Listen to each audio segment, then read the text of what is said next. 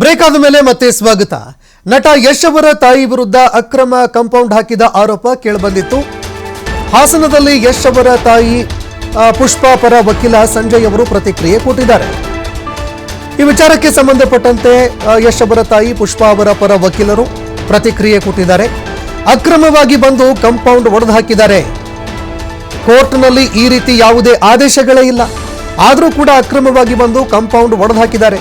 ಅವರು ಹಾಕಿರುವಂತಹ ಕೇಸು, ಆ ಆಸ್ತಿಯ ಕೇಸ್ ಏನಿದೆ ಅದೇ ಬೇರೆ, ಈಗ ಅವರು ತೆರವು ಮಾಡಿರುವಂತಹ ಆಸ್ತಿನೇ ಬೇರೆ. ನಮ್ಮ ಕಕ್ಷಿದಾರರು ದಾಖಲೆಗಳನ್ನು ಪರಿಶೀಲನೆ ಮಾಡಿನೇ ಸೈಟ್ ಖರೀದಿ ಮಾಡಿದ್ದಾರೆ. ಆದರೆ ಇವರು ಸುಮ್ಮನೆ ನಮ್ಮ ಕಕ್ಷಿದಾರರನ್ನ ಪಾರ್ಟಿ ಮಾಡಿ ಒಂದು ಕೇಸ್ ಹಾಕಿದ್ದಾರೆ. ಆ ಆದೇಶದ ವಿರುದ್ಧ ನಾವು ಮೇಲ್ಮನವಿ ಸಲ್ಲಿಕೆ ಮಾಡ್ತೀವಿ ಅಂತ ಯಶ್ ಅವರ ತಾಯಿ ಪುಷ್ಪಾ ಪರ ವಕೀಲ ಸಂಜಯ್ ಅವರು ಪ್ರತಿಕ್ರಿಯೆ ಕೊಟ್ಟಿದ್ದಾರೆ.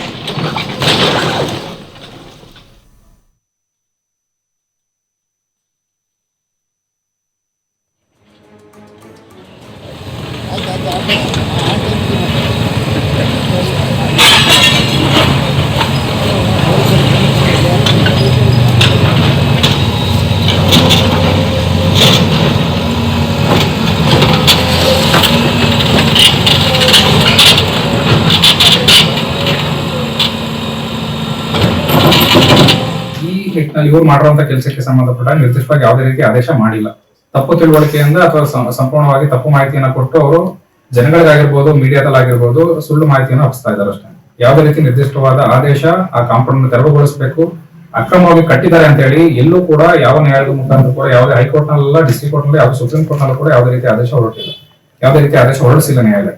ಆ ರೀತಿಯಾದ ಆದೇಶ ನ್ಯಾಯಾಲಯದಿಂದ ಬಂದಿದ್ದೆ ಆದ್ರೆ ನಾವು ಕೂಡ ಅದಕ್ಕೆ ತಲೆ ಬರ್ತೀವಿ, ಎಲ್ಲರೂ ಕೂಡ ಬದಲಾಗಿರ್ತೀವಿ. ಆದ್ರೆ ಯಾವುದೇ ರೀತಿ ನ್ಯಾಯಾಲಯದ ಆದೇಶ ಇಲ್ಲ ಅಂದ್ರೂ ಕೂಡ ಅವರು ಕಾನೂನು ಬಾಹಿರವಾಗಿ ಈ ಕೆಲಸವನ್ನ ಮಾಡಿದ್ದಾರೆ. ಸರ್, ಖಂಡಿತವಾಗಿ ಇದು ಪುಷ್ಪಾ ಅವರಿಗೆ ಸೇರಿದಂತ ಆಸ್ತಿ.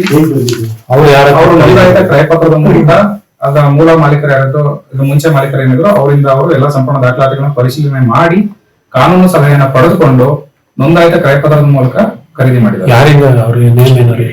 ಅವರು ಗಿರೀಶ್ ಅಂತಕ್ಕಂಥವ್ರು, ಇದರ ಮುಂಚೆ ಮಾಲೀಕರು ಯಾರಾದ್ರೂ ಗಿರೀಶ್ ಮತ್ತು ಹಾಗೂ ಅವರ ಪತ್ನಿ ವಾಣಿ ಅವರಿಂದ ನೋಂದಾಯಿತ ಕ್ರಯಪತ್ರದ ಮೂಲಕ ಪರ್ಚೇಸ್ ಮಾಡಿದ್ದಾರೆ.